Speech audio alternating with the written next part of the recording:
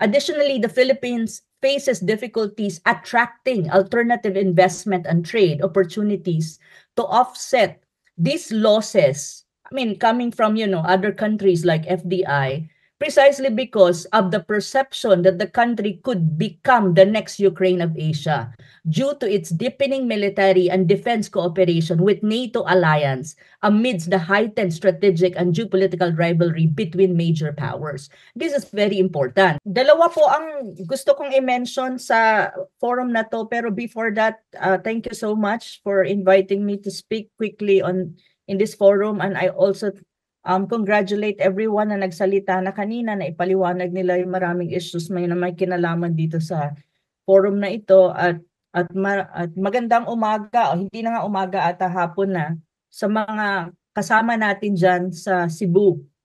Okay, there are two things that I would like to put forward in this forum, no? Two topics. The first one is the high stakes of the Philippines alliance with the United States. I think it has to be discussed a little and, for people to understand. And I think the other one is the new defense deal with a NATO member, which is Germany. Ka-announce lang to. So let me speak and let me say something a bit on this. At the onset of what can be termed as Cold War 2.0, tensions between major global powers like the US, Russia, and China are resurfacing, marked by intricate geopolitical rivalries and strategic maneuvering.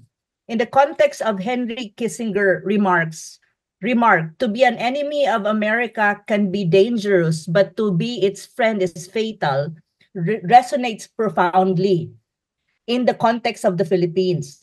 This sentiment is particularly relevant to the Asia-Pacific region, where the Philippines finds itself at the heart of the strategic rivalry between the US and China, highlighting the potential risk of being closely aligned with the United States. The quote fundamentally underscored the complexities and often precarious nature of alliances with the United States. History is replete with instances where nations aligned with the US face significant challenges, betrayals, or adverse outcomes. One such case is the US support for the former president of the country, Ferdinand Marcos Jr.'s regime in the Philippines, driven by its anti-communist stance. Despite this backing, increased domestic opposition and economic decline culminated in the People Power Revolution in 1986, leading to Marcos Sr.'s ouster. Although the US facilitated his exile, the Philippines endured significant political and economic turmoil after 1986 or even before the 1986 revolution, People Power happened. This historical episode offers valuable lessons for the Filipinos and the current regime in the Philippines, providing critical insights for navigating present and future geopolitical landscape. Due to its strategic location, the Philippines has become the battleground of the US-China strategic rivalry in the Asia-Pacific region. The US has been reinforcing its regional alliances and presence to counter China's expanding influence in the region, or China's what you call peaceful rise. This includes bolstering military cooperation and defense ties with the Philippines, conducting joint exercises and patrols in the disputed South China Sea, and deploying the mid-range capability missile system known as the Typhoon system, capable of launching Standard Missile 6 and Tomahawk missiles. Additionally, the Enhanced Defense Cooperation Agreement, or EDCA, has been expanded to allow U.S. access to 4 more military bases, supplementing the 5 already established sites or bases in the Philippines. It seems that under Marcos Jr., the Philippines is now at the front line of any potential military conflict in the region. This positioning increases the risk of the Philippines being drawn into a larger military confrontation between great powers. Historical and contemporary precedents, more recently the case of Ukraine in the ongoing Ukraine crisis, show that nations caught in such power struggles often suffer significant collateral damage. Aligning with the United States can offer significant advantages, yet this partnership demands prudent deliberation to avert adverse geopolitical outcomes for the Philippines. Thus, it is imperative for the Philippines to strike a balance, transitioning its foreign policy from leaning towards the United States, which can be risky, which can be a risky stance, to a more independent and neutral one. Kissinger's quote serves as a cautionary reminder of the complex and often dangerous nature of aligning too closely with the United States, particularly during periods of heightened geopolitical tension. The Philippines must thread this situation carefully to avoid becoming a fatal casualty in the larger power struggle between and among great powers. And then I would like also to point out the recent announcement of a defense pact between Germany and the Philippines, which actually marks a significant strategic enhancement of Philippines' bilateral relation with a NATO member. NATO is North Atlantic Treaty Organization. It's being led by the United States. It's basically an embodiment of what you call Western Alliance, which is, of course, the United States is at the helm of it. This development coincides with the forthcoming, or it already happened, I think, multilateral maritime cooperative exercise that happened last August 7 to 8, involving the armed forces of the United States, the Philippines, Canada, and Australia in the disputed South China Sea, which China presumably will perceive these joint exercises as a provocative move because it happened in the disputed South China Sea. In any case, it's really provocative in many ways. President Ferdinand Marcos Jr.'s administration seems deeply invested in expanding defense and military agreements, reflecting that his administration reaffirms and is getting deeply entangled in its alliances with nations associated with the Western Alliance, led by the United States, amidst ongoing maritime dispute with China over the disputed South China Sea. This prompts a crucial evaluation and some questions. Is this trajectory truly in the best interest of the Philippines? What drives these moves and what are they intended to achieve? Are they genuinely aligned with the national interests of the country, or they primarily serve the strategic and geopolitical objectives of the United States and its Western alliance in the Indo-Pacific region? Understanding this implication or these actions from the current regime of Marcos Jr. is essential for Filipinos to grasp the broader impact on the Philippines' sovereignty and independence, the country's economic landscape, and regional peace and stability.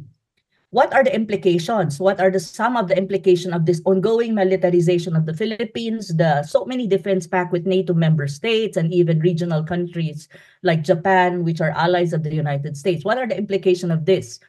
The new defense pact, let us say, between the Philippines and Germany is actually would to a certain extent impact the regional security dynamics because again, this is all about defense and military.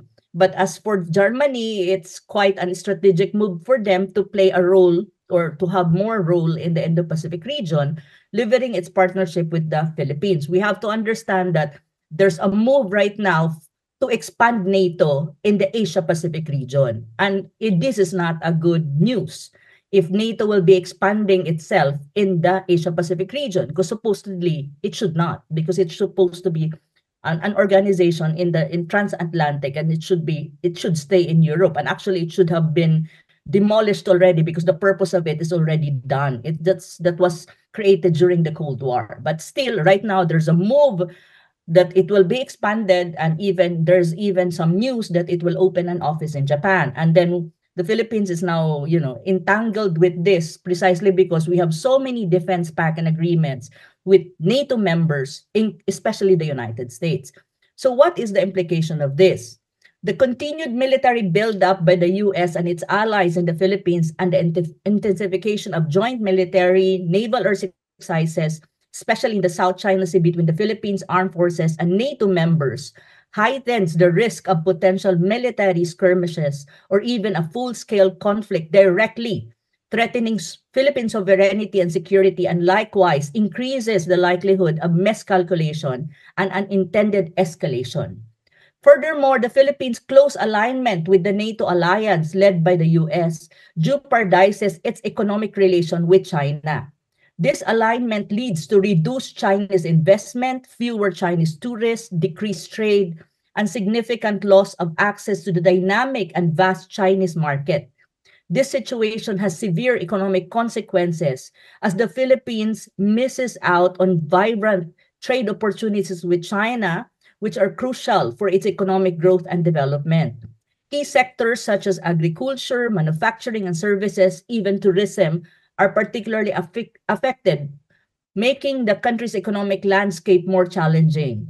Additionally, the Philippines faces difficulties attracting alternative investment and trade opportunities to offset these losses. I mean, coming from, other countries like FDI, precisely because of the perception that the country could become the next Ukraine of Asia due to its deepening military and defense cooperation with NATO alliance amidst the heightened strategic and geopolitical rivalry between major powers. This is very important because if you want the country to have more FDI to come into, to invest and to put capital in the country for more economic activities, which is now a challenge for us because we are now being perceived probably as a potential Ukraine of Asia, then our economy also will suffer. There's a lot of window dressing right now saying that GDP is increasing, but the more important issue when you talk about economy is what is the concept of inclusive growth. It even if you have growth, if it does not trickle and it's not being felt by people on the ground, that doesn't matter at all, because what is important if is the people benefit from it. So there's a lot of window dressing by the current regime that we have GDP, that is this and that, but you really have to look at the situation on the ground if people's standard of living is increasing or not. Because if it's not, and you have high inflation, static wages, these are the real indicators if a country is developing or not. It means if the people are having a good life. But if your people doesn't have a good life, then it means these are all window dressing or kind of, publicity stunt. So that's the basic contention when you talk about how this kind of perception of us being the next Ukraine of Asia impacts our local economy. And that's very important. Because ang ekonomiya, malapit sa bituka yan. Kailangan unahin mo yung bituka before pa itong mga defense pact. Kasi wala ka na, ano bang kakainin mo ba yung mga armas at yung missile defense system na naka-deployed right now in the northern part of Luzon? It's still deployed because ang sabi nila by September daw ipupull out nila, but that is not even sure because it really depends dun sa kanilang tinatawag na training kung successful or not. So I don't even have really the confidence right now that it will be pulled out by the United States. I think it will stay there. So let's see what will happen. And the people has to be very vigilant na hindi talaga yan magstay sa northern Luzon na mid-range missile launcher. Kasi that's really something that Russia and even China are reacting to. And they will not just sit down and clap their hands while we have this kind of high-level military armaments in the country. That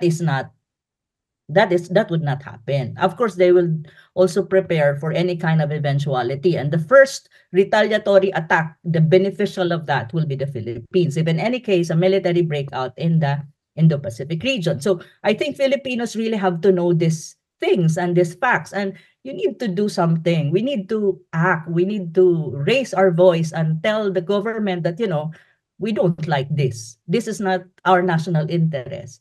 Even our national interest of economic development and prosperity is already compromised. These are already compromised national interests because, FDI, we are struggling to attract serious FDI in the country. So in a way, it affects really the economy. So to end my intervention, very short intervention, the country's heavily dependence on the United States and its allies for military assistance funding significantly limits our strategic independence to maneuver through the intricate strategic economic and geopolitical regional landscape. And I really hope that, Filipinos will really do something like, try to voice out, try to participate in discussions like this, and try to tell the government that, we don't want this. Because in the very first place, Marcos Jr. will not be in power if he was not voted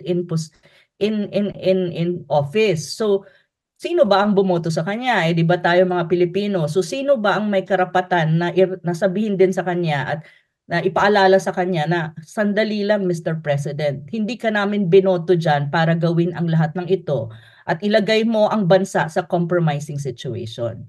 We put you there to put the country in the right path. And you did not fulfill your promise of independent foreign policy during the campaign. I think you have to do it now. So, we need to do that kasi we voted him eh. So it means we also need to be responsible of that vote na he can be reminded na, you're not doing well for the country, especially in the area of foreign policy. So sa mga kababayan natin sa Cebu, maayong buntag, maupay nga udto mga waray at magandang hapon po sa lahat. Maraming salamat Kamentong at sa lahat ng speakers. I hope the Cebu Forum will be it is a success and I hope more of this in different parts of the country happens. We need to educate our own people about this very important geopolitical issues that the country is now into. Maraming salamat at magandang hapon ulit sa ating lahat. Thank you so much.